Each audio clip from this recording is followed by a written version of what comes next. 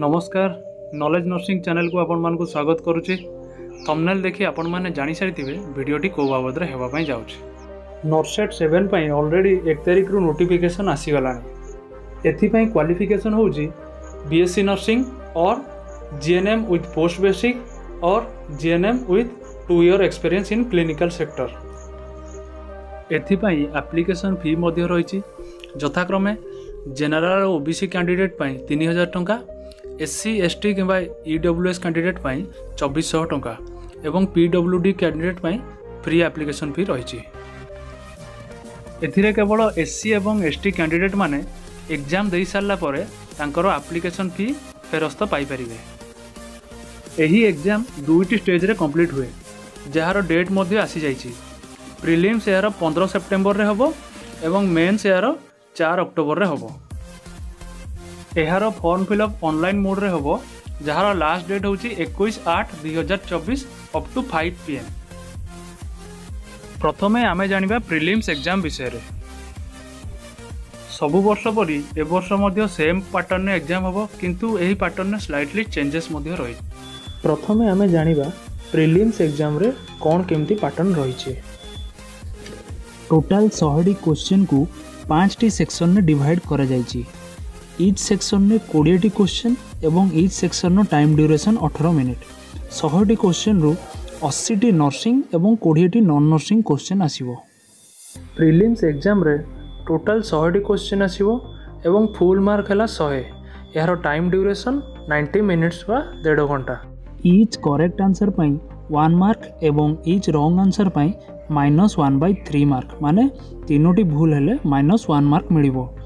Prelims रे unreserved एवं EWS category पई 50 परसेंटाइल, ओबीसी कैटेगरी पई 45 परसेंटाइल, एससी एवं एसटी कैटेगरी पई 40 परसेंटाइल क्वालिफाइंग मार्क रहिछि। डिफरेंट कैटेगरी रो पीडब्ल्यूडी कैंडिडेट मानको पई मध्ये आउ 5 परसेंटाइल रिलैक्सेशन मध्ये रहिछि। तापरे जानिबा मेंस एग्जाम विषय रे। प्रिलिम्स रे सिलेक्टेड होइतबा कैंडिडेट माने मेंस एग्जाम देबे। मेंस एग्जाम रे 100टी क्वेश्चन टोटल आसीबो। Full mark 160, time duration 180 minute that is 3 hour. 160टी क्वेश्चन को 4टी सेक्शन में डिवाइड करा जाइछि एवं ईच सेक्शन नो टाइम ड्यूरेशन होछि 45 मिनिट। ईच सेक्शन रे 40टी क्वेश्चन रहिबो। For each correct answer 1 mark एवं for each wrong answer -1/3 mark रही। मेंस एग्जाम रो क्वालिफाइंग मार्क परसेंटेज रे आसीबो। यथाक्रमे अनरिजर्व एंड ईडब्ल्यूएस पई 50%, ओबीसी मानको पई 45%, एसटी एवं एससी मानको पई 40%। एथिरे मध्य पीडब्ल्यूडी मानको पई 5% रिलैक्सेशन रही। मेंस एग्जाम रे 100टी जगह क्वेश्चन नर्सिंग सब्जेक्ट रो ही आसीबो। प्रिलिम्स एग्जाम 15 सेप्टेम्बर 2024 एवं मेंस एग्जाम 4 अक्टोबर 2024 रे हबो। आ गोटे नुआ अपडेट रही। आगुरु गवर्नमेंट एम्प्लॉय मानकु एम्स जॉइन करी सारला परे एनओसी देबा पई पडुथला किंतु एबेठु एम्स रो फॉर्म फिलअप टाइम रे ही एनओसी देबा पई पड़िबो।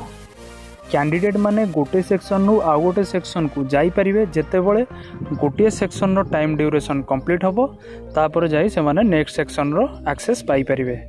अप्लाई करिया पई आमे डिस्क्रिप्शन ने वेबसाइट रो लिंक देई देइछु।